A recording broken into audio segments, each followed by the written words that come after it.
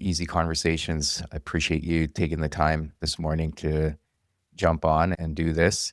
Really looking forward to our conversation. We've been able to talk more in some, I would say, more of an unfortunate circumstance with the Mm. recent passing of our dear friend Pierre. He's been a guest on the show, and he and I have spent a lot of time talking about some of the issues that we were seeing with men. And part of the reason why you and I are chatting today is to perhaps highlight a different aspect of that. But before we get into our conversation, I just want to give you an opportunity to share with the listeners a little bit about yourself and your background, just to give us an idea of where you're coming from and why you would be someone who's versed in talking about our topic today around, maybe just to put that out there as well, radicalization of men that we're seeing in society today. First, Furkan, thank you so much. It's a pleasure to be here. I've really been looking forward to this with you. And well, I guess there's a few things to know about my background to make this make more sense to people. First, if we work in reverse, the way you and I know each other now is by being in a similar space of people who specialize in working with men. So I help men primarily deal with relational trauma. I'm trained as a certified level 3 IFS practitioner, internal family systems for whoever knows about that. But really, it's emotional work that's trauma based to help men understand and engage with their emotions in new ways, especially emotions like insecurity. The people who I tend to work with best are people who come from a background that's similar to mine, of people who feel chronically not enough no matter how much they achieve. So they always put a lot of pressure on themselves. There's a strong self criticism. There's a constant feeling of shame that no matter what pedestal they're put on by the world around them, they themselves feel some sort of hole or void inside. Been doing this for over a decade. It's been very great and interesting work because I'm very interested in how we make decisions and how our behaviors are influenced by our emotions. Mhm. And this comes from my prior work in part of working in the counterterrorism and emergency response space. So before I have been doing this work, I worked in the Office of Emergency Management and Homeland Security for the city of Pittsburgh. I was also a counterterrorism intelligence analyst for the Region 13 Counterterrorism Fusion Center Task Force. Count, Region 13 Counter, it's a very long, obnoxious name. Region 13 Counterterrorism Task Force Fusion Center. There we go. Mm. And that involved everything from looking at plans and looking at radicalization. At the time, I was really interested by Islamic radicalization. Mm. So a lot of very, it would be considered far right Islamic Mhm. radicalization from that point of view. But we looked at anything that was a local threat. And part of the job also involved going on SWAT calls.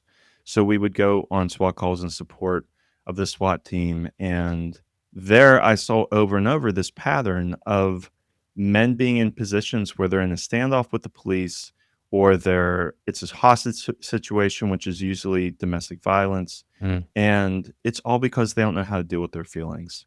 Whether that ended with them being arrested or them doing suicide by cop, them doing suicide or then giving up, it it was this constant pattern of these men have no idea how to deal with these strong feelings. And when I was younger, 9/11 was a major motivating factor that happened when I was 15, and that's what got me into this field. But by the time I was in my early 20s and I was going on these SWAT calls, I was dealing with my own pain and my own issues, and I was falling apart inside. And luckily, I wasn't alone in that. I had people that I could reach out to for help. I had to learn how to have a new relationship with myself. But in doing so, on the way coming out of that, I started to be more open and talk about what I was going through. And I started to realize the vast majority of people around me were going through some version of what I was too, of this kind of self loathing, this self Mm. hatred, and tearing our parts down. And I started to feel like the the cost the cost to society of us destroying ourselves was far higher than that of terrorists. Mm. If you think of the amount of books not being written, businesses not being created, inventions not being made, works of art not being made because they're dying with the people who hold them, Mm. society is losing far more from us falling apart inside than it is from an external radical threat. And so that caused me to pivot, but I still have this deep yearning to understand and combat radicalization because during 9/11 that night, whenever I was at home and I was sitting and I was watching the towers fall over and over again, watching people jump out of the towers over and over again, I became fixated on this question: what would make someone wake up and kill thousands of people they never met? And how could we have stopped that decision in advance? And now I feel like I'm at a place in my career where understanding how our relationship with our emotions impacts our behavior, it's not that big of a change between those of us who, like myself and the people I work with, where we're more motivated to cause self pain Mm, when we feel insecure or weak. I think that's the far more common thing. But there is a sliver of society where they just turn that dial the other way. And it's no, it needs to be external. And some of this is me coming back to my roots and wanting to come back to help change this now, especially because I think for in my lifetime, this is the most ripe environment for radicalization I've ever seen, and it mm, frankly scares me. mm. I appreciate you sharing all of that. And there's a couple of things I wanted to come back to based on what you shared. One, I would, well, at least what I'm hearing from you is in the work you were doing in counterterrorism, you were able to see a commonality between perhaps even yourself and the terrorist on the other side in terms of that person's inability to deal with the emotions. Right. And I think that's at times what's lacking. And it's not to excuse the behavior of others, but it's to be able to see that common thread. And unfortunately, we tend to ostracize others or otherize based on that fact that no, they're different. There's something wrong on that side. But if we can look at that common thread, I think it can not only bring out empathy, but a compassionate side to healing everyone, including ourselves. I think that's a great point. I completely agree. This is a soapbox I can get on for a long time, so I'm not going to. We're gonna do a short version of it now, but some of this comes from my background in studying international affairs. Mm, So we were taught this idea of called rational and irrational actors. Where a rational actor, I can explain why this country is doing this thing, why this leader, an irrational actor is someone who I can't predict. And I hated these titles, and I was very vocal in my classes about the fact that we are using bad language here because if someone is an irrational actor, that is only because you lack the information to understand why their decision makes sense. mm, I watched a friend of mine have a schizophrenic break, and it was heartbreaking on the one hand, but two, it was the thing that was hard for her was being so in such a different reality. But mm, if I would accept her reality, if I would try to be curious of what is she going through, and I had the sensation she was having, everything she was doing made rational sense. mm, She was taking rational behaviors based on what she was facing. And so whenever we are faced with someone doing something terrible, I think the easy thing, the thing that politicians do, which I also despise, is saying they hate us because of who we are. That is a propaganda. No one who works in this field would ever say anything like that mm, because it's just a flat out lie. mm, Every terrorist organization has a legitimate grievance. They have something that is a proper issue. You can tie 9/11 to troops being in the Islamic Holy Lands. mm, They wanted foreign troops out. They had specific policy goals. And that's one of the things for terrorism that defines terrorism from extreme violence is terrorism always has a political goal. It has to mm, have a political goal. Otherwise, it's not terrorism. But this is to bring this all back. The mhm, point is everything that everyone does somehow makes sense if you are willing to do the work, to be curious and try to find out what is their point of view, which doesn't mean you have to agree with it, but mm, you have to accept that this is a rational human being who is just as smart as me and who is just as educated. Like terrorists, for example, though a lot of people believe they're crazy or they're insane, not true. They have, in many ways, better mental health than the average population. Engineers are overrepresented, doctors are overrepresented. These are often people that come from higher middle class, low upper class backgrounds. They feel they see a pain in the world that they have reached the point where they think the only way to deal with this pain is through violence. Mm. That is a defining aspect for them. It is not because they are crazy, and you have to be curious enough to understand, even if to understand what their point of view is, because again, I do not have to agree with it, but I do have to know that there is some rational reason for how they got to where they got to. Yeah.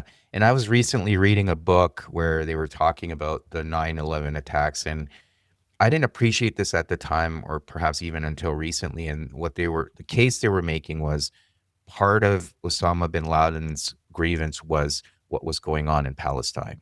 So that Yes. was a huge motivating factor for him. Again, not to excuse the behavior or the choices that were made, but to your point of, okay, if we understand what is the grievance, that just gives us more insight.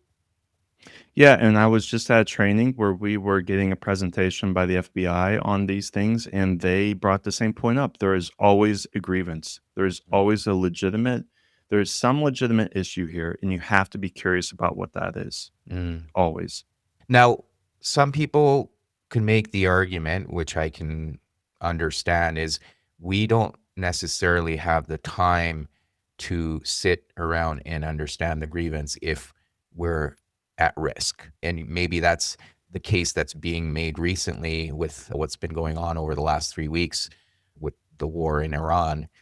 Now, how do you reconcile that argument? I think that's a lazy argument. Mm. Okay. Yeah, I More. can say more, but that's just being lazy. Right. That's try harder. Yeah. Yeah. And I think we'll come back to the fear piece. That's probably going to be a main focus of what we're going to talk about today. So I want to pin that for now. But there was another thing you talked about, and perhaps maybe for everyone to really understand what is relational trauma, right? Sure.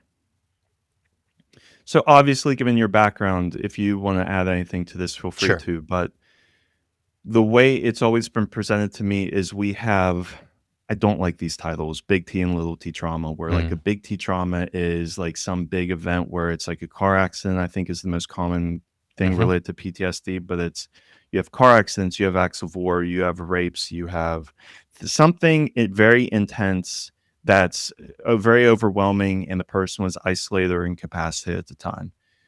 So that's, I think, what a lot of us think about when we think of trauma. But there's also this little t trauma. And I don't like the name because it makes it seem less impactful. Correct. But in my experience, this is like the harder thing to work with because it's often repeated over and over again, where there's this message of shame that is constantly delivered through the relationships I'm in. So humans are hypersocial animals. I forget what paper I read, but it was brilliant how they put it, where they opened the paper by saying almost all animals and plants on Earth are built to excel in a certain environment, and you Mm. can't move them. Something that's made to that has adapted to function really well in the Amazon, you can't take it to the Sahara. Mm. Like this is a great thing, but it needs to be in the right place. Humans, on the other hand, have been go everywhere. They don't need to be in a single good environment, but the one environment they thrive in is a human environment with human connections. Mm. So that is our working definition of safety, is feeling like we are properly safe in our relationships, because that is how we as a species define safety. Mm. So people with relational trauma come from a background where they have somehow, through the way they were treated by others, somehow adopted the message that there is something inherently wrong with me. If it is discovered, I will be rejected, I will be exiled. So Mm. I have to hide something in me, I have to fix something in me, I need to transform something in me. And it's not so much about wanting to be at the top, it's that I don't want to be at the bottom. And I'm constantly trying to escape rejection. And so if you find yourself constantly in that loop, and that's the loop that gets people trapped of for especially people who try to achieve their way out of it, which is what I did, and that was what my clients typically do. Mhm. It gets scary because I keep trying to achieve, and it doesn't matter what I do, I still have that hole. And oh my God, then is my worst fear true? Is it true that I'm just irrevocably broken, that there's Mm. something wrong with me? And luckily, no, this is just relational trauma. We can work with it. We can help you address those parts of yourself and bring them some healing and connection so they don't feel separated. But that is how I look at it personally. Yeah, no, I agree with you that little t, big T kind of classification undermines someone's experience. And it's subjective, right? Yeah, What may be little t for me might be big T for you and vice versa, right? So I right, think I agree with you on that front. So you talked about the exile piece, which probably feeds into the work you do in IFS. right, Now, how does I relate to what you're sharing because my coping mechanism was through achievements. While that's served me well, it's the whole concept of the shadow work too, right? right. How do you integrate that into your life? So how have you been able to help others? Especially, I think that's not to generalize, but I see that a lot in men where achievements is a way of feeling more than enough and navigating shame. But how do you then work with that if you're struggling with that? So I love the IFS or the parts work way of approaching this Hmm. because it's one helps us organize things without taking sides. We can notice that there is a part of you that is trying to help you achieve. There's probably also part of you that thinks this is hopeless and thinks you need to Mm, give up. And there's maybe another part of you that is maybe a perfectionist and believes that it has to be perfect or it doesn't count at all. And there's a part of you in the middle of this that feels inherently worthless. And so we can help you organize your feelings in this way and then help you build relationships with these different parts of yourself. So for me, I think of as parts work is or IFS is like active meditation, where if you think of normal mindfulness meditation is more as a passive observing approach, we take that, we see what is here without judgment. We try to just notice and acknowledge what is here. But we go a step further to realize that you are conscious being aware of, let's say, the part of you that feels inherently worthless. Does that part of you that feels worthless, does it know that there is a conscious being here with it? And we can actually form a relationship with it. And guess what? That's the problem. The problem is that it feels isolated. So we're coming in from the very beginning with a solution. We can provide it with a solution with you yourself, which means you can carry it all the time. You don't have to go once a week for it. You don't have to go to a special place for it. You can build a relationship with the part of you that has felt exiled and isolated and alone. mm, And that is a transformational experience.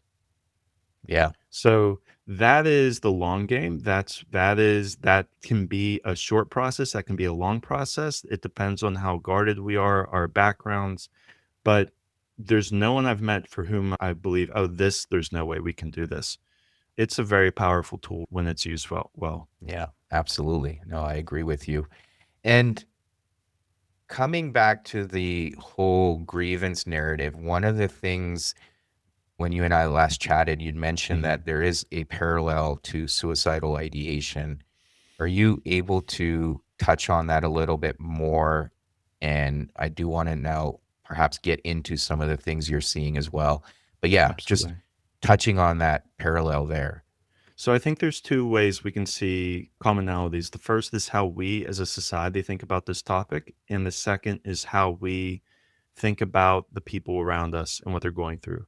So we can think of radicalization to share some of the things that were the FBI shared with us in a recent training as we can think of it as an arc or a process that starts with this is a problem and it needs to be changed.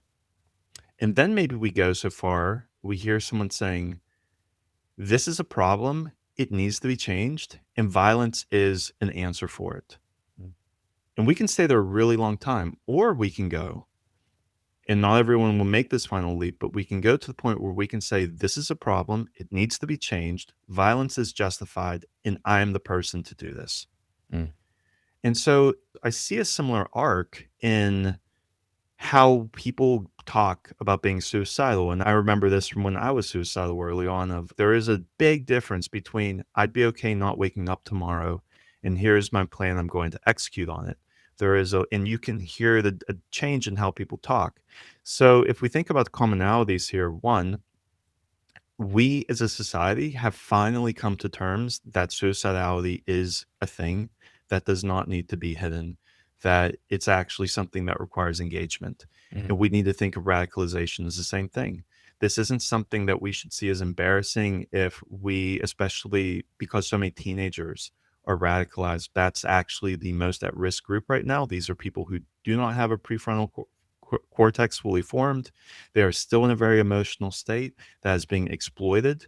It's really under 18 is the people who are most being targeted. That is not a shameful thing. That is a sign that we need to give people help. And the other part of it is listening for that difference in language. Is this someone saying that they'd just be okay to not be here? Is this someone signaling that they're ready to take action to end their life? Same thing. Is someone just giving a grievance about something happening in the world that is legitimately bad? Or are they saying that they are getting ready to take action, they are arming themselves, and they're willing to cause harm for a quote unquote higher good? Yeah. And talking about that demographic where maybe adolescent boys are the most vulnerable to it, there's tons of research that has gone into understanding that in terms of how boys get recruited into gangs, into Mhm. terrorism, all of that. How much of relational trauma also plays into that? Massive. I think we can first look at almost all of the leaders, what Hitler, Stalin, like all of them were Hmm. either abused or molested or they had some issues with their fathers. You can look at, you can just look across the board at who have been leaders of extreme violence, and almost all of them have some major form of relational trauma. Mm, And some of them, all of them have in some way decided, among many other things, that the way to stop feeling small is to overpower others. mm, And it's there's a thing there's a realization you sometimes hit, especially when you study terrorism, that the worse the warlord is, the more of a crybaby they are.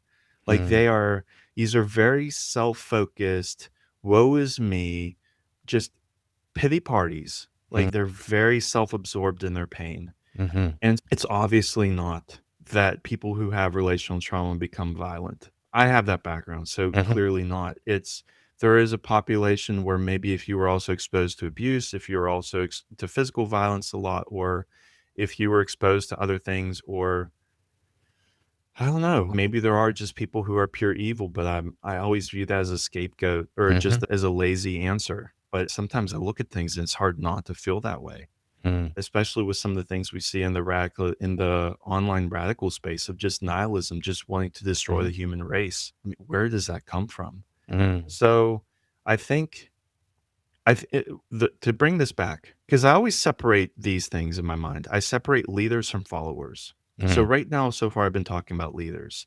Followers, I see different. I have a lot more compassion for followers because they have a problem they are trying to solve, and these leaders are bad actors who mm. are giving them a bad solution.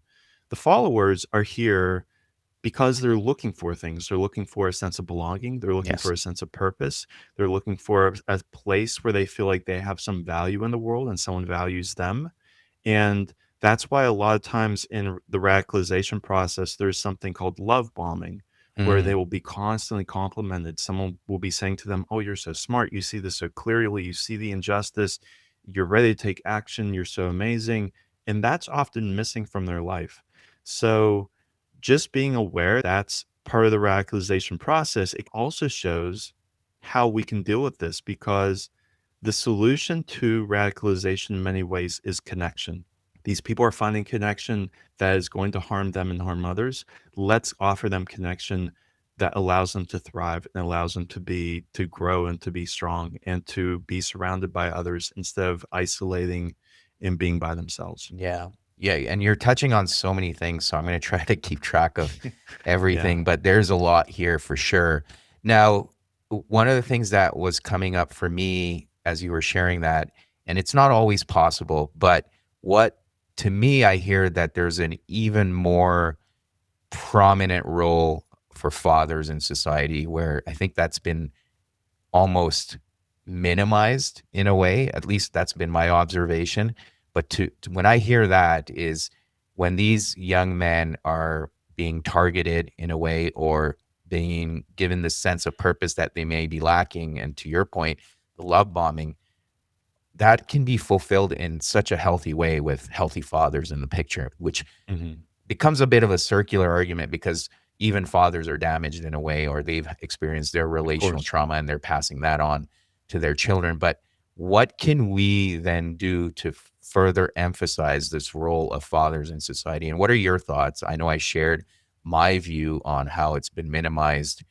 And in some cases, fathers are being alienated or estranged from their children as Right. well, which is a separate issue. But yeah. I think there's a lot of ways to come to this. First, I'm not a father, Hmm. but I completely agree. I would add uncles to this. Yeah.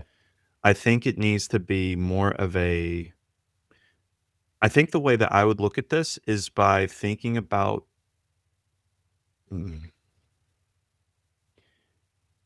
men in my experience, men thrive when they feel like they're part of a team. Mm, So if we want our boys to feel like they're part of a team, we as men have to be part of a team. So I think a lot of this is modeling. Instead of us telling our boys how to be or how to act, it should be more of us modeling things. So what do they watch us as older men? How do they watch us engage with each other? Do they watch us going to each other for help? Do they watch us offering help? Do they watch us being the things that we tell them we value? Because if the answer is to that no, then it doesn't matter what we say. They're not going to do it. So to me, I think to make this more concrete, I was part of an organization that they wanted to create the coming of age ceremony for boys. And they were so focused on what the boys were going to go through. And I felt like I was in the back of the room trying to be a squeaky wheel saying, this means nothing if the fathers and uncles haven't gone through it too.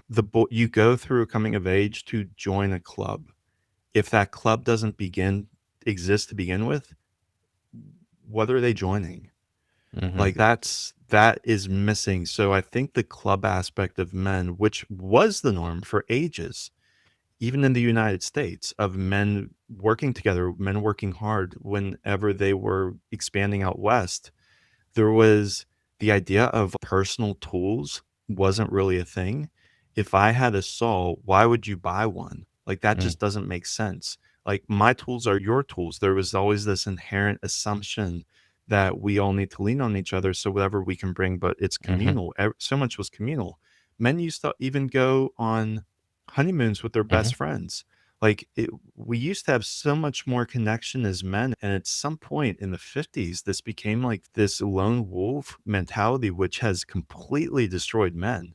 mm, And in my experience, there's no basis to explain how that helps men, because everything I look at for when we see from landing on the moon to crossing the oceans to curing diseases has always happened when people work in teams. hmm Why do we think it's any different in our own life?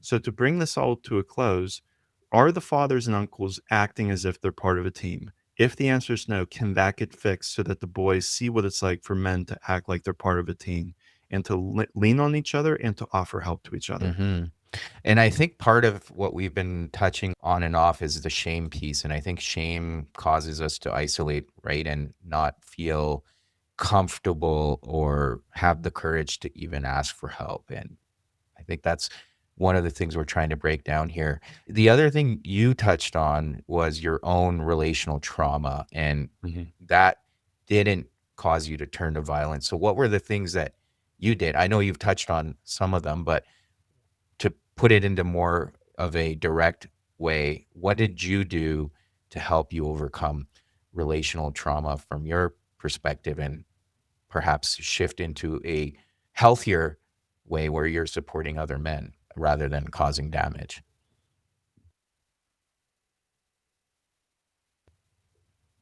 So I think the best way to start is to tell this story is to start at the beginning. So I was in my early 20s. I was suicidal. I was I felt like I was looking at the future and it seemed like all black. And because of my field, I could not go to therapy. It was always proposed as a threat Mm, to me because if I had a diagnosis, there were entire career things I couldn't move on. I was just starting my career. mm, And so I reached out to someone for help who just happened to be a friend and mentor at this point. He was an Irish Catholic priest. I was very firmly agnostic atheist at the time. And but that didn't matter. We just got along because we were friends. And I told him my predicament. I was just asking for help because I knew he worked with other guys. And he said, "Why don't you just come to my office on this date?" And that was not the answer I wanted at all, at all. But I said, I don't really have another option. So I went and we sat down. It was a Saturday. And he just looked at me and he said, "I want you to tell me every single reason you hate yourself." Mm. And it was like a dam being opened where for an hour and a half, I just this and this and this and just like everything, like things I'd forgotten, things I completely blocked from my mind. And it felt like it literally felt like someone took fire pokers and was just jabbing them in and out of my sternum and out of my torso over and over again until I reached after an hour and a half. He just asked minimal questions just to keep me going. I'm looking down at this like wad of tissues filled with tears, snot, Mm. and everything else. And I realized what I'd just done. And my brain came back on. And I said, "What the fuck did you just do? Mm. Like, you've known this guy for 8 years. He's a friend and mentor. You've told him things you haven't told another person. How is he going to respond?" And I just looked up and he looked at me and he said, "Is that everything?"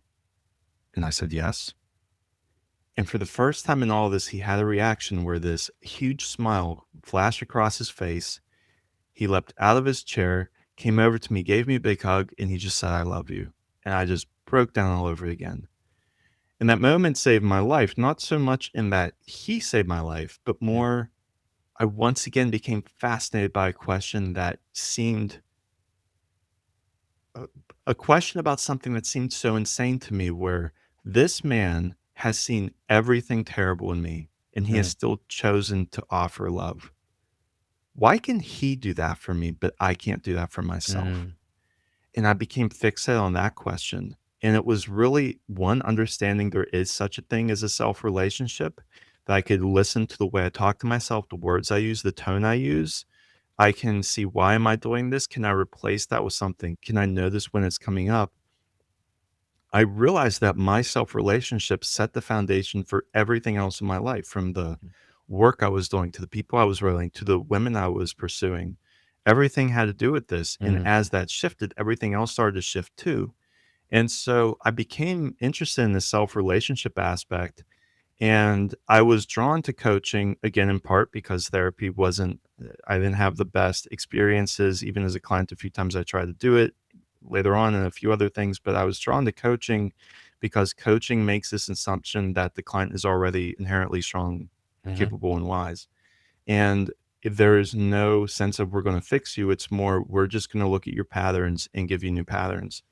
And I know that there's many branches of therapy that have that view, Mhm. but I did not know that at the time. And so I got into coaching and I started to do coaching the way I was taught, which was very CBT-ish, very Mhm. heavy in that direction. But over time, I started to realize the same thing that worked for me was working for others. When we looked at it from a relational standpoint, people were starting to change things in their life that they weren't even focused on, where they would say, if instead of, I'm going to really focus on changing what I eat, it was more, if I change my starting point, where my starting point is I am the steward to myself, my job is to make the best possible choices for what I consume.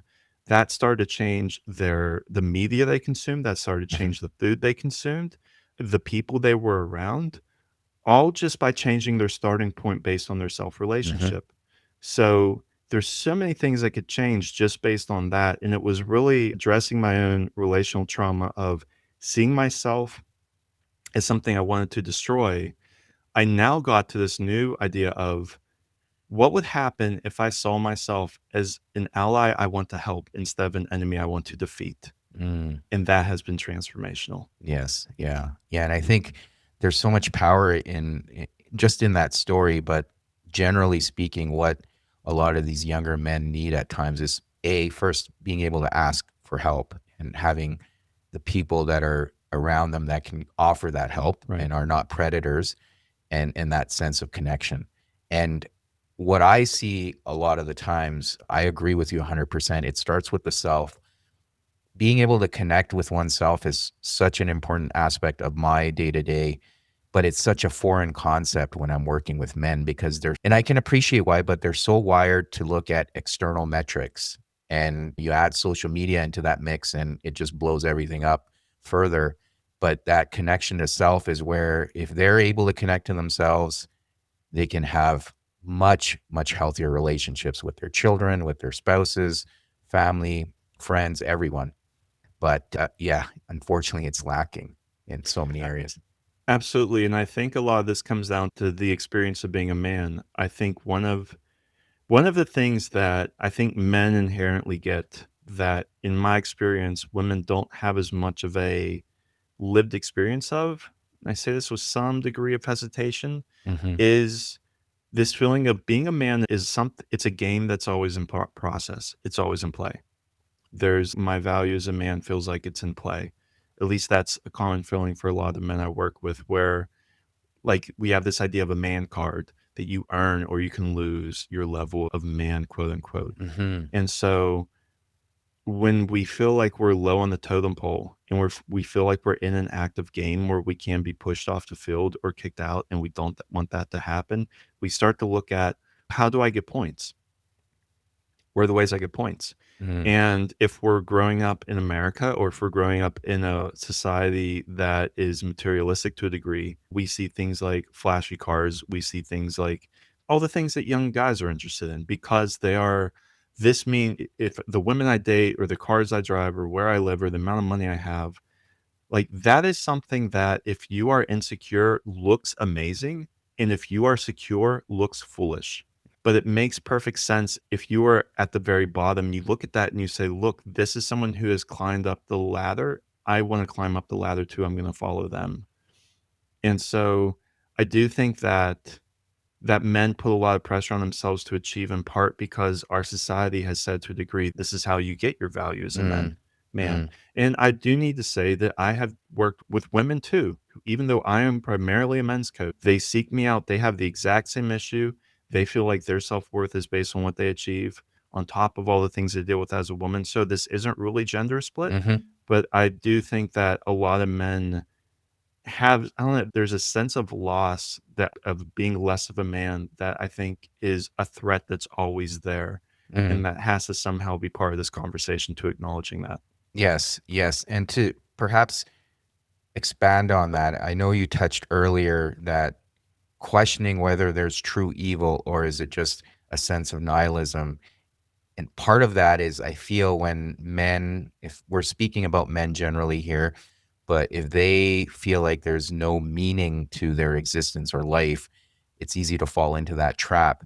The other side of it where I've agree with you, you've shared it before, but not in this conversation so far, is the hedonism side of it too. And getting misdirected in either way. I know there was a part of my life where I would almost swing back and forth, seek out hedonistic activities, and then Right. feel a sense of nihilism the next morning. And until I didn't discover for myself what my purpose in life was and how I gave it meaning, I couldn't get out of that cycle of back and forth. And yeah, it was just brutal, but I could see how people fall into that trap. So, to your point, I don't necessarily know if there's evil. You can make the case based on history and what we've seen over time, especially even now. But yeah, I just wanted to add that piece around that if that meaning is taken away.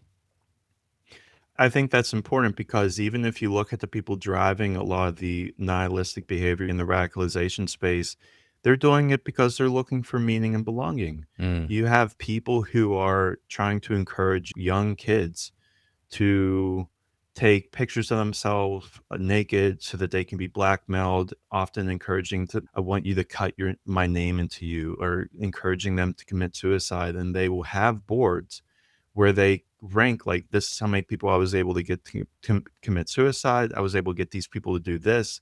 And they're using other people, but they're finding belonging in their own Mm. nihilistic, violent space of, wow, he was able to really get someone to destroy themselves. That's really impressive. I want to outdo him. Like they are still looking for the same things in a completely grotesque, destructive Mm. way, but those basic wants are still there. Yeah. Yeah, for sure. So perhaps now talking about something you shared right at the beginning, that we're in a time right now where society perhaps has been primed for radicalization, and it's not the type that we've been hearing about for the last 2 decades. It's probably closer to home.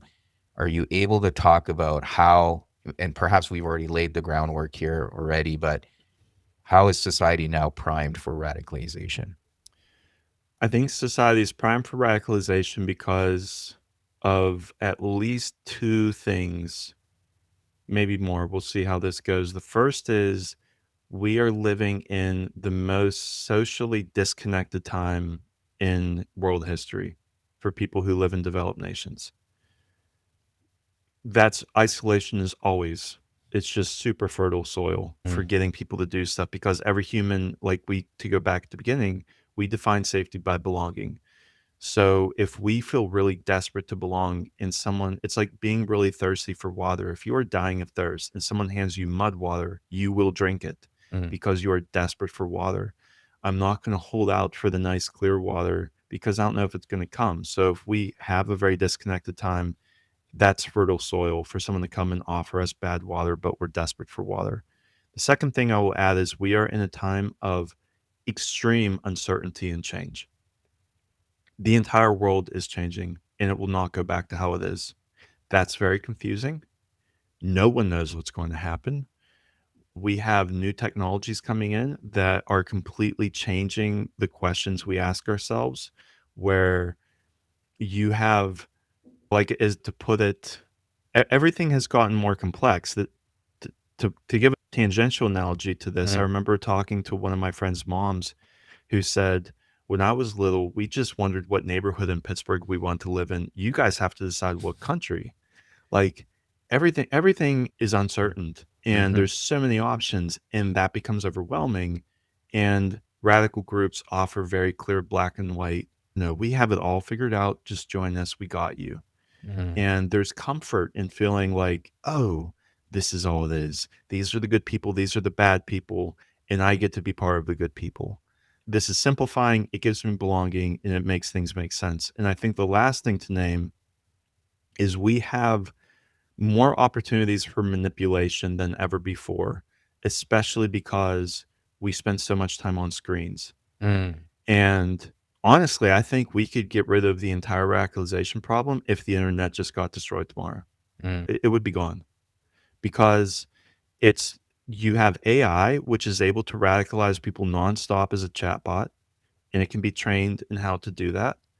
And it's very good at it. We've already seen what AI is capable of, and kind of love bombing people outside of radicalization, just telling people, "Oh, you have figured out the mysteries of the universe. You are the most brilliant mathematical mind ever. You should get a Fields Medal." No, but AI is clearly able to do that, which is very dangerous. You can give mm, that to bad actors who have a lot of money. They control the media spaces, and they have a vested interest in us fighting each other because if we fight each other, we don't attack upwards. mhm, And I do think we are at a time where we are actually at war with our economic system. mm. And but like any good empire builders, the way to hold an empire is to make different faction of it fight each other. So Yes. as long as they're fighting each other, they will not look to you. And that is not a good place to be. So we all need to be aware that we are all actively under attack Mm, and people are constantly trying to manipulate us through our emotions. And like, even for me, I have been fooled many times by clickbait and me reacting to misinformation and fake things that are built to poke my buttons. And I now have started to watch myself where if I read something online and it makes me angry before I critically think, I have to stop and take a step back and say, is this really real? Is this right? Or am I being manipulated right now? mm. If my emotions are up for grabs, I'm not thinking rationally. I need to be aware for that. Yeah, I just wanted to share something. I was listening to a podcast last week. It had a former CIA agent, Gavin DeBecker, Mm, and he made a very interesting analogy just to build off of what you shared. But he was talking about the king and queen when they're looking at their subjects, they're like, we want them to fight each other because they know what separates the subjects from them is just a wall.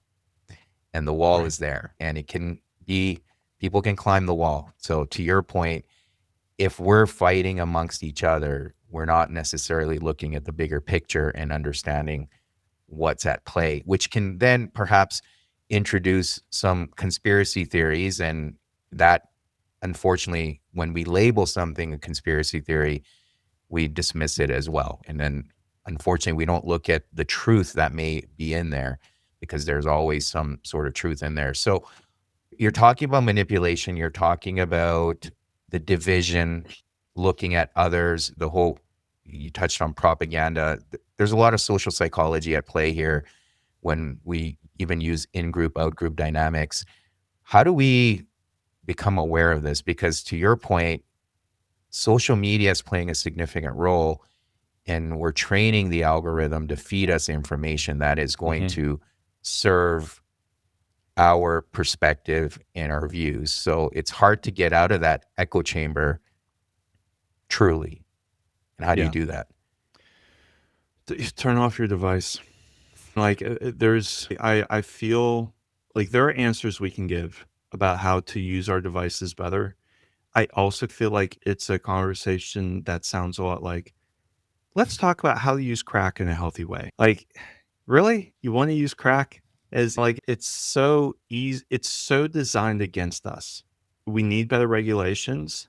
But they have done a brilliant job in Silicon Valley of pairing regulations with freedom. Mhm. And that, oh no, if the millionaires are regulated, we're all going to be regulated. And this is the loss of freedom, which is insanity to me, because that's the same thing as saying, I can make the same arguments about why we shouldn't have red lights or stop signs. Who thinks that the government should tell you what you should do on the roads that you pay for? And you can almost say, yeah, that's right. I should be able to do whatever I want on the road I'm on. Okay, do you want to drive on that road where everyone else thinks the same thing? No. What would happen? You would not drive. What would happen then? You lose your freedom and mobility out of fear. So we need regulations, and we need to fight for those, and there are organizations fighting for it. I'm a big fan of what Signal has been doing. I'm a big Mhm. fan of the EFF. I think I'm getting that right. There's organizations who are trying to fight for better regulations and to protect privacy and to fight against AI and all of these things. But I think for people, which is where I am assuming you're going with this question, I think there's two things. One, we have to realize that the more time we spend either learning about other people or engaging with other people through a screen is usually the worse we are going to feel. Mhm. We have to have real life, face to face time with other humans. That's what we are built for. We need that. In the same way that we need exercise, and sitting around all day is not good for us. Mhm. It's something our ancestors had freely. We have to choose to do it. We have to view this the same way. We need to view social time as like a need that we feel, in the same way of, here are my exercise hours during the week. Here are my social hours. Mhm. And they need to be with real life humans. And hopefully we will be able to talk to these people, not stay in bubbles, Right. or at least not do the same thing. And the other thing we have to be aware of is, to your point, to know that we are being targeted, and to step back and maybe think, if I'm ever in a position where someone is telling me this is my enemy, I have to be curious, who benefits from this being my enemy? And step back, and that allows us to start to think about, is there a way I'm being manipulated? And in my experience, the answer to this always is the shareholding billion, the top 1%. That's literally standing behind the president at the inauguration here in the US, and that's running things. Like, it's, if there is a group, it's not even the CEOs, it's the shareholders behind them. Mhm. It's, let's keep everything going. Yeah, those are starting points, but so much of this can be solved by just reconnecting with other humans and going back to just what it means to just be human, engaging Mhm. with each other. Mhm. Absolutely. And I think part of my frustration has been, in order for that social connection to happen, we need to be able to engage in dialogue and have an open conversation where, having that humility that we don't have all the answers. How can I listen to you, what you have to say, and learn from you, and perhaps even get a different perspective? And unfortunately, in my experience, and I've mentioned this to you as well, is that's not there right now. And it's tough. How do you open yourself up if you're not willing to listen? That's true.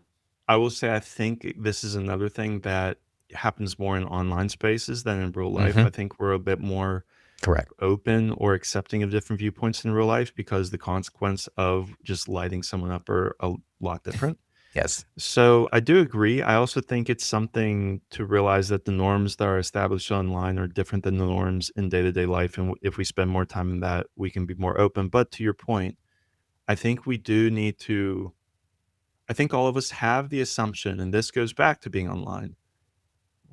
We all want, in the same way we want high calorie foods, Hmm. we all want to feel like we're right. And tech companies are happy to make us Yes. feel like we're right. If that means we'll spend more time on their platforms just so they can shove more ads down our throats. So we have to be aware that to some degree, we have created this monster that we want to be put in bubbles. We want to be put in echo chambers. And we want to see us as smart, us as having the obvious answer, and all those people being either evil or stupid or bad or misinformed. And we have to realize that this is something that's happened, but we don't, I guess, more humility. We have to be more humble to be aware that we don't have all the answers. Obviously not. Something I find myself saying to remind myself of this is, of course, I know what they should do. I have all the answers. That's why my life is so perfect, Right. which is clearly not true. Hmm. So it's, can we have more humility for to meet other people who hold different views with the assumption there must be a reason. There must be a reason why you hold the view you do. And can I be curious enough to get more to that point and find out how it benefits you to have this view? Does it relate to what you've gone through in life? Does this relate to you having connection to a group? Does this relate to something else? And there are video series online I've been seeing around people from very different sides coming together to Hmm. have these conversations. And there are places like that. I can't remember the one off the top of my head. I'll send it to you maybe afterwards to include in the show notes so someone can see what I'm talking about. Hmm. A great series that seems to do this in a healthy way, which, because there's people that sit in their circle, I don't like that. That's not normal. But yeah, some more humility and in assuming other people have reasons, I think is Hmm. important. Absolutely. Yeah. And you talked about having that emotional trigger, which I think leads to a lot of those reactions and shutting down because as you were talking about the prefrontal cortex too, but even the same thing happens when we're emotional, our brain just goes Yep. into fight or flight and we're not able to discern information. We're not able to even absorb things. So Yep. responding in emotion is obviously an immediate sign that we need to step back and maybe let some time pass and then absorb everything. But along the conversation of emotions, fear is definitely a driving force. How are you seeing fear being used to get men to fall into these patterns of picking sides and perhaps opening them up for radicalization? Great, great question. So I'm going to answer the fear question first. I'm going to touch on something that came up for me while you were talking. Sure. So that to touch on the fear piece, I think what I see a lot of is fear that either their group is going to experience harm if they don't do something. Their whatever they define as their community is somehow being hurt, and they as men need to step up and do something. I've also seen content that is based around causing fear for themselves that they will somehow lose status or fall behind or some enemy group will outperform them, Mm, which is slightly different because now this is way more of a you will lose too way of looking at things. And we have data supporting or research showing that the feeling of loss of my status can be a driver for this. Fear that I think there's also nihilism and fear aren't too far apart because it can almost be that the fear is so overwhelming that turns to hopelessness. mm, And you have young kids looking at a future that in many ways will be worse than the past. I think this is in many metrics of things with climate change is, and I say this as someone who used to be very conservative mm, and who used to be in many aspects a climate denier. Climate change is going to wreck things at an unbelievable level. And the only people who profit from us not talking about it are oil companies. But anyway, that aside, we have to be curious about the fear that these people hold. And this touches takes me to one of the places I want to go, because let's say we have a listener who appreciates all this, but they see something happening and they want to know, what should I do? And to be honest, I would say, one, we don't have a perfect answer for you yet, but two, I think that we have some guidelines. And some of the guidelines I would say is, to your point, we should address the emotion first. Mm. So think about if you have a kid who's really scared that there's a monster in the closet. If we were rational beings, what would make sense is for us to go in and say, little Johnny, no one has ever seen a monster. There's no evidence to know that they Right. exist. We can look inside it, see no monster. And Johnny would say, oh my God, my beautiful father, thank you so much for giving me this great data. Because of your data, I now feel fine. Right. Never has happened in the history of humans. Right. But if we went and we first attended the emotion, if we would just sat with them and said, I will be with you in your fear. I will be with you and I will help you feel connected and feel safe first. Then maybe we can talk about what's really going on. I think that's what we have to do here. So if we have someone who is is repeating a grievance about the world, who is stuck in that grievance narrative of this is terrible and it needs to change, I would be really curious about, hey, it sounds like you're in pain. Mm. And I get that. What about this really pokes at you? What about this is the pain point for you? Is there a way this relates to your personal life, something you're going through? Does this relate to something else that, like, can we talk about your feelings before I go to something like, that's not how the world works. That's not how tariffs work. That's not how the this or that works. We're just going to end up fighting our feelings again. So if humans are emotional first creatures, which I think we are, then we should attend to the emotion first. And we might have to sit with someone while they still hold maybe radical views for a while. But our goal in that time is to, one, make them realize they're not alone, Mhm. and two, attend to their feelings and be just curious. And we don't have to agree. What we have to understand is that they are suffering. Their suffering at some level is real. They don't have to be alone in it. And can we just have company with them? Like, to finish this, I was talking to one of the feds at this presentation, and we were talking about, I was saying to him that I think there needs to be better guidance for how to help people. And he agreed. And we talked, and he said, one of the most brilliant de-radicalization events I ever saw was a cop who befriended a kid, and he just got pizza every Friday. They didn't even talk about the things this Mm. kid was talking about, the violent things. He just gave this kid company, and the kid completely changed after a few months. Mm. It really comes down to connection and Mhm. attending to emotion. Yes. Yes. And you talked about the war is truly against the economic systems. Are you able to Mhm. elaborate on that further? Because I think it ties back to the fear piece and some of the conversations we're hearing about migrants coming in and maybe taking over your Yep. jobs, or because of them, house prices are skyrocketing. So there's Yep. a lot of fear embedded in that. But what I'm understanding from you is it's truly the economic system at the back. I think so, because I think that's just what we're living in. I think we're in a time where we are living in a time where there is unprecedented extraction. So, y- being from Pittsburgh, Pittsburgh has a long history of industrial superpowers Mhm. using labor and using people, and beating labor unions, trying to destroy all of those things. But even those people, Rockefeller, Carnegie in particular, Mhm. who I think is beloved in Pittsburgh, but in reality, not the best person in the world. Lots of rough things that he was very careful about his public image, but they knew there was a social contract where, if you give to me or you allow me to take, is a better way to put it. If you allow me to take, I'm going to give something back. And he was very big on libraries and things like that, to his Mm. credit. I'm a big fan of the Carnegie Library here in Pittsburgh. There was this contract that started to come, that if you let me take, I will to some degree give back. And that's completely gone now. The Mm. current billionaire class has no interest in that. And there's so much extraction that's happening.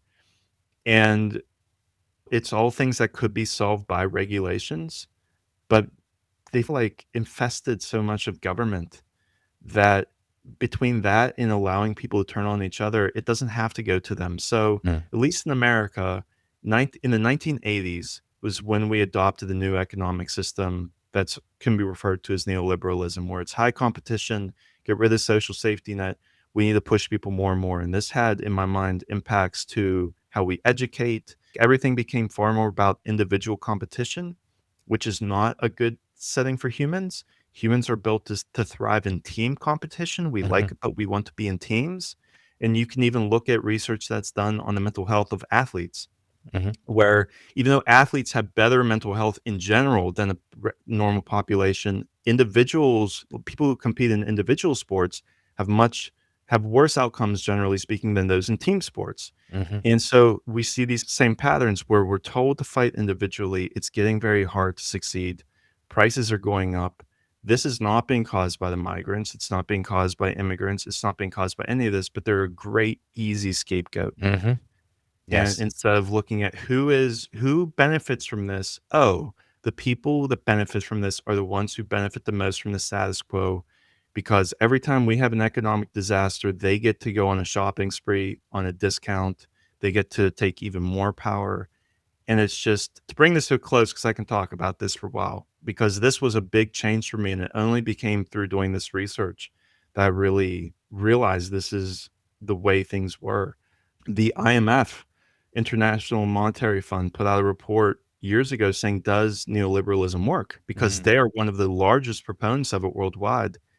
And the report basically said, no, we have not succeeded at increasing economic freedom and prosperity. What we have succeeded at is allowing money to move easily across borders, and we've increased the rate of economic crises. Mm. And every time you have an economic crisis, though, you have to hear at the same time that allows people in power to gain even more power because everything is on discount. They get to go shopping, and then they build more, wait for the next crisis, go on a shopping spree, and every time that happens, which has been happening more and more, they assert more power, and then we're left with crumbs, and we're fighting each Mm. other over crumbs. Yeah, that's it reminds me of a study that was conducted in, I believe, the 70s by Muzaffar Sharif. I can't remember the name, but is they had these adolescent boys in a camp type of setup, and they split these boys into two groups.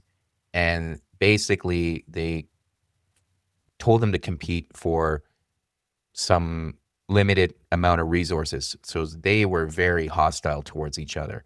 But when they combined the group together and gave them a shared sense of purpose or goals, they actually came together and worked Yeah. things out. So I think that just shows how humans, to your point, can come together and work together if they're given a shared sense of purpose rather than told that, hey, you only have these limited resources you need to fight each other for. And for what it's worth, I think that is our baseline setting. Coming from an emergency response background, one of my things that I loved most about disasters, which is maybe a very weird thing to say, was how they destroy any social stratification. So I was in Vegas during the Harvest Festival shooting. Still, thankfully, hope it stays this way, the worst mass shooting in America. Mm. And the next morning, we there was Mandalay Bay, there was the airport, then there was where we were staying. So I even heard the sirens, but living in the south side of Pittsburgh for years, sirens don't bother me. Went to sleep, woke up, found out what happened. We got to the blood bank because we heard they needed blood. We got to the blood bank at 8:30 a.m. There were so many people that came to donate blood in Mm. Las Vegas that our place in line to donate blood didn't reach the front of the building. And this isn't even to donate. This is just to put our name on the list to donate until Mm. 4:30 p.m. Wow. Everyone stopped what they were doing and came to help. People from every background, people wearing different political stuff. There were even politicians who came to take advantage of it, as they will. But there was a woman, I think one of the things that hit me most, there was a mother who came who said in tears almost, I just didn't know what to do. So I made 200 peanut butter jelly sandwiches for Mm. everyone here. Like people were dropping off waters, people were coming to, like we built a whole city here. And it was a beautiful representation of this is how people actually are built to function. Mm. And when you give people the chance to come together and fight, most people choose first to come together. But to your point, if you put them in a system where is determined on competition, that changes. We have been put in a system that has been becoming more and more competitive with less and less regard for human life constantly. Yes. Yes. So maybe it's worth shifting into some positive sides to this, and Sure. I know you're involved in some boots on the ground type of stuff. So, Mhm. what are some initiatives you're taking? And ultimately, we've touched on helping men not only connect with their emotions, but connect with each other. What are some initiatives you're involved in right now? So I've done a few things so far. I previously ran the only secular men's group in Pittsburgh where we were teaching a lot of emotional skills to men. I'm in the middle of creating an online version of this to a degree. I refer to this as inner strength training because Hmm. to me, I think strength is determined in many ways by emotional relational factors. If you ask me what's harder, someone reaching a place where they can bench 300, which is extremely respectable, Hmm. versus someone being able to stay grounded when they come home and their partner says to them, our child has an incurable disease. Mm. Like the latter one's harder. It's in life, it's going to be the emotional things that hit you most. And sometimes they're going to hit you so hard they knock you down. And you have to know how to be able to get back up in a healthy way, in a way that helps you and helps others to be around you so that you are still connected. And that's why I think radicalization is we need to see it almost as a health threat for the men that it captures because it ends up harming them too. In the same way that gang life can be great in the short term, but it's probably going to have a bad ending. Hmm. But boots on the ground stuff, I've worked in different spaces as facilitators. I do my one-on-one work, I do group work. A new venture that I'm really curious about and trying to build up is we will see what happens, but the way I have it currently mapped is doing lot clearing. Mm. So Pittsburgh is part of the Rust Belt, and we have a lot of lots, like dilapidated homes that are just overgrown, things are falling apart. And I used to do a lot of volunteering with a group called Team Rubicon, which was primarily made for veterans, but you come and you do demo work and for a week at a time. It's a fantastic organization, great mission. I love doing that. But the problem with Team Rubicon is you would go home and you would get depressed because you have this like high value time and then you go home and it's not there. Where Mm. this would just be local. So what I want to do is bring men together. It will probably be open to women too, but the focus will be on men to in the same way Team Rubicon's focused on veterans, but it's open to everyone, to do lot clearing, to get men engaged in their communities and to find a sense of purpose so that even what I want is us to be in a community that belongs or is connected to one of our members and someone come and say, this is great. This lot's never been cleared. Who's Mm. here? And for us to point and say, Steve over there is why you're here. If you want Mhm. to tell us anything great, you tell Steve how great this is. And then if I really was to take this to the level in my mind I'd want us to split time doing community work and personal relational work where let's say it's Steve's month, so to speak. So we say, Steve, where do you live? He says, I live in Hazelwood, which is a neighborhood in Pittsburgh. Great, Steve. We're going to come to Hazelwood. We're going to find a lot. We're going to clear it with the county and we're going to beautify this area so it's improved because better lots help for many reasons. They reduce violence because more people are out in the street. They like it better. It improves property values. It opens up new housing. There's many benefits. But Steve, we're going to help you help your community, and I want Hazelwood to think that you're great.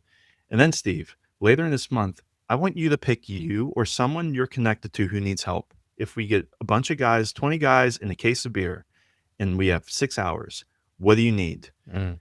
Whether it's your father, your grandparents, or your girlfriends, or something that you're able to bring these guys and have them help. And for once again, for us to say, we are here because of Steve. Because I know if people would have come to my house when I was a kid, because I had some friends come and just do yard work, my dad would talk about them like they were God's gift for Yeah. ages.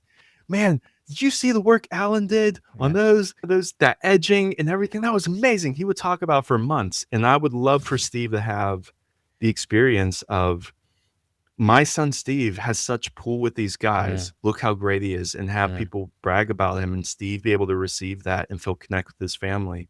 If I had all of my resources, that's what I would be working on right now. And as part of this, we would have maybe an aspect of it of emotional skill building. Mhm. But my goal would be to do a lot of this indirectly to help people come together, to create space for honest conversations, to let men work together, to find purpose, to be connected with their communities and I think a lot of the emotional stuff just comes with it Mm. because men do know how to connect. We just need space to. So the two big projects I'm working on right now are that and an online emotional skills course, which hopefully I will have up sometime in the near future. But there's so much else that can be done. You and I are both involved in an organization Hmm. that's really striving to help people who want to help men in different ways. But this is what I got so far right now. Hmm. No, that's great. And to bring it all together, I know we touched on it in so many different ways around what people can do, but if we had to summarize coming out of this conversation, what are things people can do not only to become aware of this potential for radicalization, but to build that sense of connection, to overcome the relational trauma that people may have experienced, and connecting with each other? What are some things people can be aware of walking out of this? I think the way I would frame this is we need to, one, think about social time in the same way we think about exercise. This is a need that needs to exist regardless of what else is happening in your life. It's just a human need that needs to be attended to. And so if it's not coming naturally, you need to manually put it here. Mm. Then, if you are having a very hard time connecting with other people because of relational trauma, where you are holding a very deep assumption that if I'm around others, they will see the worst of me and reject me, that's when you need to go get some help. Work with one of us, find someone to work with who can help you repair this relationship with yourself, which to me, a lot of trauma work is very good at. I think you can do some managerial stuff with the CBT approach, but like to really sit with the feeling of it to me is a bit deeper and more effective approach. But the bottom line is if being around other people is very fear inducing for you, there's help and resources for Hmm. that. So get that because you need to be able to do that. And then finally is just to realize we need to accept that we are living in very uncertain times, and we need to accept that our emotions are always under attack so that other people can profit off us, often just so they can show us more ads, Mm. which is such a just soulless way to destroy the world. But we just need to be aware these things are happening. And really, if you want to get out of that cycle, the best thing to do is to put down your phone and go outside and be around other humans Mm. and enjoy it. Yeah. Yeah. No, I And think. if you see someone going down a path that makes you nervous, connect with them Hmm. and be curious about their emotions first before you try to correct them and offer them connection, even if you don't agree with them. And you don't have to. You just need to let them know they're not alone and just be willing to spend time with them. Yeah, no, I think that's powerful and empowering because, to your point, it can feel lonely at times, but we're not alone in this, Mhm. and nor should we think that way. So I think it's important to emphasize that. James, what are some ways people can learn more about these initiatives or your work? I know you touched on it, but how can they find that stuff as much as you're telling people to disconnect from, I and know. turn off their devices? They I still, know. yeah. Because I'm guilty of this. I don't have a social media presence because I haven't found, and I know I need one, or at least I'm constantly told I need one. This podcasting is how I've been the Hmm. closest I can come to it because I like talking to people. So Hmm. this is what works. There's not a social media page you can go to. The best way to get a hold of me is to contact me through my website. It's jamesjstamatelos.com. I'm sure it will be in the show notes because that's a very long Greek name to try to remember. But just come, drop me a message. If you're someone who's curious about working with me, cool. As a coach, I can work with pretty much anyone as long as we can work the language and time zones out. I'm not held by any boundaries or anything like that. But if you want to support this work and it's motivating you and you want to see if there's a way that you can help, please reach out to me as well because I'm just figuring out how all this gets started and Hmm. I will probably use whatever help I can get. Awesome. Yeah, no, we'll definitely put that in the show notes. But James, thanks so much for your time today and having this conversation. It was such an honor to have you on. Thank you so much for calling. It's been a true pleasure.